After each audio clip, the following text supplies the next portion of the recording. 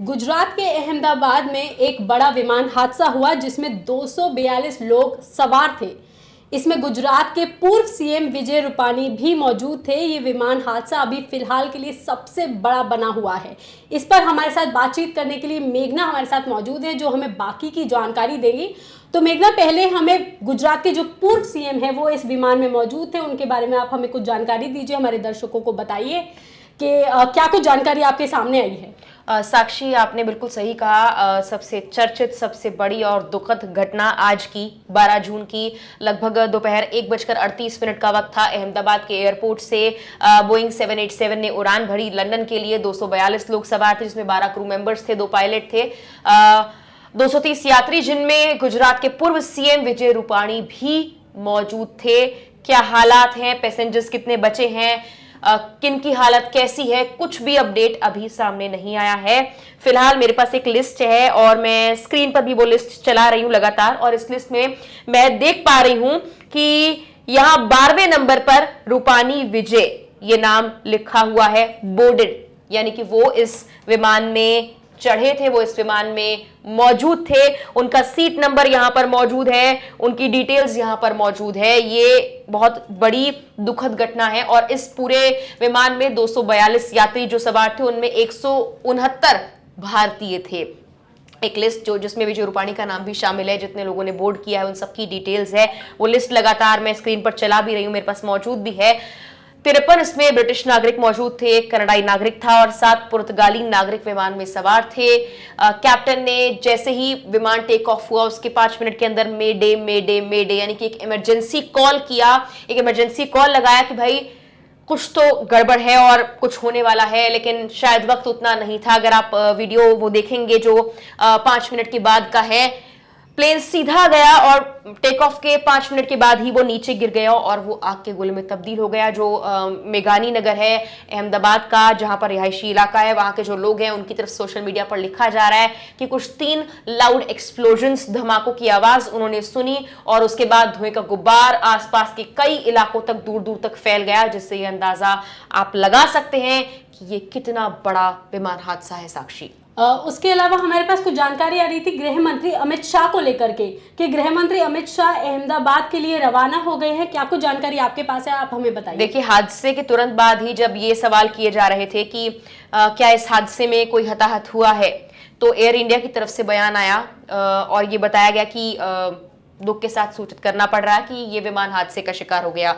लेकिन इस विमान हादसे के बारे में आप इस बात से ये अंदाजा लगा सकते हैं कि ये कितना बड़ा है कि अमित शाह ने पहले सीएम को फोन किया और उसके तुरंत आधे घंटे भी नहीं, साक्षी 15 मिनट के अंदर ही कॉल आ गया, मतलब डिटेल्स आ गई कि कॉल के बाद अमित शाह जो है वो गुजरात के लिए रवाना हो रहे हैं। तो अपने आप में आप ये अंदाजा लगा सकते हैं कि हाँ, हम उम्मीद कर रहे हैं कि ये हादसा बड़ा ना हो, इस हादसे में लोग बच गए हों, लेकिन इस बात से अंदाजा लगा सकते हैं कि अमित शाह वहां जा रहे हैं और तस्वीरें भयानक है। मेडे मेडे मेडे की कॉल दी गई, ये हादसा वाकई बहुत बड़ा है। साक्षी, अच्छा, जिस मेडे की मेघना बात कर रही है, मैं आपको एक जानकारी दे दूं कि मेडे का मतलब होता है हेल्प मी, लेकिन शायद से मेघना कैप्टन ने ये बात बोली कि उसे हेल्प चाहिए, तो क्या हेल्प देने का मौका नहीं मिला एयरपोर्ट एसोसिएशन को, किसी को भी उनको हेल्प देने का मौका नहीं मिला? कितने चंद मिनटों की में ये घटना हुई? साक्षी, देखिए, उस विमान के अंदर क्रैश से पहले, चंद मिनटों पहले क्या हुआ, शायद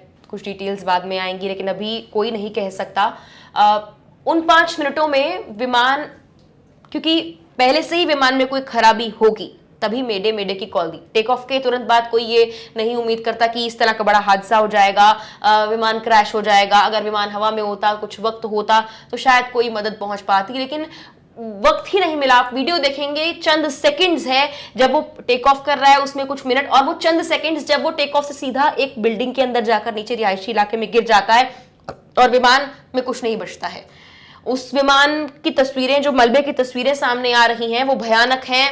नहीं समझ आ रहा कि इसमें कोई बचा भी होगा या नहीं। और एक और देखिए अपडेट सामने आ रही है अमित शाह की इन लाइनों से, इन शब्दों से ही आप ये अंदाजा लगा सकते हैं कि हादसे में शायद बहुत कुछ लोगों ने खो दिया है। वो कहते हैं, अमित शाह बोलते हैं कि दर्द शब्दों में बयां नहीं कर सकता हूं, और वो गुजरात के लिए रवाना हो चुके हैं। तो अभी कुछ और डिटेल्स साक्षी आना इसके बारे में बाकी हैं। उसके अलावा मैं ये पूछना चाहूंगी, आपने ये वाली बात बताई कि बहुत ज्यादा ऊपर नहीं था वो विमान और इसलिए शायद से मदद नहीं मिली, लेकिन क्या अगर वो जो जमीन है उससे थोड़ा और ऊपर होता तो क्या बचने के चांसेस होते या कुछ हेल्प मांगने के चांसेस होते आपके हिसाब से? साक्षी, जो विमान के अंदर हो रहा था वो किसी को नहीं पता। मेडे का कॉल मतलब इमरजेंसी, यानी कि खराबी थी और दिक्कत शुरू हो गई थी। कई केसेस में हमने देखा है कि मेडे के कॉल के बाद बच जाता है, पायलट बच जाता है, कुछ यात्री बच जाते हैं अगर विमान हादसे का शिकार भी हो गया, या खराबी इतनी बड़ी नहीं होती है कि उसे वक्त रहते सुलझाया ना जाए। लेकिन यहाँ खराबी इतनी ज्यादा बड़ी थी कि उसे वक्त रहते नहीं सुलझाया जा सका। वो मेडे के कॉल के तुरंत बाद की बात है कि वो विमान, आप देख सकती हैं कि उस वीडियो में विमान चंद सेकंड्स भी नहीं हुए कि विमान वो एक बिल्डिंग के अंदर, और शायद बिल्डिंग रिहायशी बिल्डिंग थी, रिहायशी इलाका था, बिल्डिंग के अंदर जैसे ही वो गया, बिल्डिंग के अंदर एक जो उसका एक विंग है, वो बकायदा एक तस्वीर में नजर आ रहा है कि वो बिल्डिंग के अंदर कैसे फंस गया है। वहां पर जो पार्किंग लॉट में गाड़ियां खड़ी थी वो सारी गाड़ियां जलकर राख हो चुकी हैं। बिल्डिंग की तस्वीरें नजर आ रही हैं, रिहायशी इलाके की तस्वीरें नजर आ रही हैं, हर तरफ मलबा ही मलबा है। वक्त नहीं मिला, वो बिल्डिंग से जैसे ही टकराया प्लेन क्रैश हो गया। और बाकी मेघना, बाकी लोगों के बारे में बताइए कि जो उस विमान में बाकी भारतीय मौजूद थे या और देशों के लोग जो मौजूद थे, उनके बारे में क्या कुछ जानकारी आपके पास सामने आई? साक्षी, जैसे मैंने बताया कि 169 भारतीय जो हैं वो इसमें मौजूद थे। पुर्तगाल के लोग थे, ब्रिटेन के लोग थे, कनाडाई नागरिक बताया जा रहा है। सभी की डिटेल्स, एक लिस्ट जो है बोर्डेड की जो लिस्ट है वो सामने आ गई है, और अभी उनके बारे में और जानकारी भी आना बाकी है। कैप्टन की जानकारी भी आ गई है। उसमें जो कैप्टन सवार थे, कैप्टन सुमित सब्रवाल, जिन्होंने मेडे के कॉल दिया था, उनका जो फ्लाइंग आवर्स का एक्सपीरियंस है वो काफी अच्छा है, 8200 आवर्स। उनके जो को पायलट हैं उनका भी 1100 घंटे का फ्लाइंग एक्सपीरियंस था। और ये 23 नंबर रनवे से जो है, रनवे 23 से ये प्लेन लगभग 1:38 पर ये डिपार्ट हुआ, और उसके 5 मिनट के बाद की बात है कि ये घटना हो गई। और उसके 5 मिनट के बाद जब वो घटना हुई तो कम से कम 1 घंटे तक सिर्फ गुब्बार ही गुब्बार धुएं का नजर आया है। और अब एनडीआरएफ की तमाम टीमें वहां पर मौजूद हैं, लोगों को बचाने की कोशिश की जा रही है। ग्रीन कॉरिडोर बनाया गया है, आसपास जितने भी एयरपोर्ट को जाने वाले रास्ते हैं वो बंद कर दिए गए, रिहायशी इलाका, इसलिए पुलिस की बाइट्स भी आ रही हैं लगातार। वो लोगों से कह रहे हैं कि अपील कर रहे हैं कि आप हमें रास्ता दीजिए, आप हमारी मदद कीजिए, ताकि जो लोग बचे हैं या हम लोगों को वहां से बाहर निकाल पाएं। और उसके अलावा जो तस्वीरें मेघना सामने आई, जिस तरह से जो मलबे की तस्वीरें हैं, उनको देख करके क्या कुछ आपको लग रहा है? जो फोटोज बाद में सामने आ रही थी जिसमें एनडीआरएफ की टीमें मलबा निकाल रही थी, या जो बाकी तस्वीरें थी उसको लेकर क्या क्या कुछ कहना चाहेंगे? प्लेन के कुछ पार्ट्स नजर आ रहे हैं उस मलबे में, और गाड़ियों की तस्वीरें नजर आ रही हैं। गाड़ियां पूरी तरह से, जैसे किसी गाड़ी में ब्लास्ट हुआ साक्षी, वैसे गाड़ियां जल चुकी हैं जो पार्किंग में खड़ी थी। और आप अंदाजा लगाइए कि जब पार्किंग में जो गाड़ी खड़ी थी जहां पर ये प्लेन गिरा है, वहां की हालत ऐसी है, वहां की तस्वीरें ऐसी हैं, तो मलबा जो है वो सामने आ रहा है। वो उसकी तस्वीरें कैसी होंगी, कुछ तस्वीरें हम आपको नहीं दिखा सकते क्योंकि हो सकता है वो तस्वीरें आपको विचलित कर दें, पैनिक की सिचुएशन क्रिएट कर दें। अभी ऑफिशियल इन्फॉर्मेशन आना बाकी है, अभी खूब सारी डिटेल्स आना इसके बारे में बाकी हैं जो आप तक हम पहुंचाएंगे। हेल्पलाइन नंबर भी जारी किया गया है। साक्षी, अगर हेल्पलाइन नंबर आप बता पाए तो वो भी बहुत जी। अगर आपका कोई भी साथी या जानने वाला या कोई परिवार वाला इस विमान में सवार था, या आपको ऐसा लगता है कि उसने प्लेन बोर्ड किया, या आपके चाहने वाला कोई था, तो इसके लिए एक हेल्पलाइन नंबर जो ऑफिशियली जारी किया गया है, वो हेल्पलाइन नंबर आप नोट कर लीजिए, 180056914444। मैं दोबारा से रिपीट करूंगी, ये हेल्पलाइन नंबर 180056914444। ये एक हेल्पलाइन नंबर है। आप इस पर कॉल करके अपने चाहने वाले, जानने वाले, परिवार वालों के बारे में जो जानकारी लेना चाहते हैं, अगर इस हादसे के आसपास के इलाके में या उस विमान में जो लोग मौजूद थे, अगर आप उनके बारे में कोई जानकारी लेना चाहते हैं, हेल्पलाइन ये नंबर गवर्नमेंट की तरफ से जारी किया गया है। उसके अलावा आखिरी सवाल में मेघना अभी आपसे पूछना चाहूंगी, क्योंकि लगातार इस पे अपडेट्स आते जा रहे हैं, तो गवर्नमेंट की तरफ से क्या कुछ ऑफिशियल स्टेटमेंट आया है अभी तक?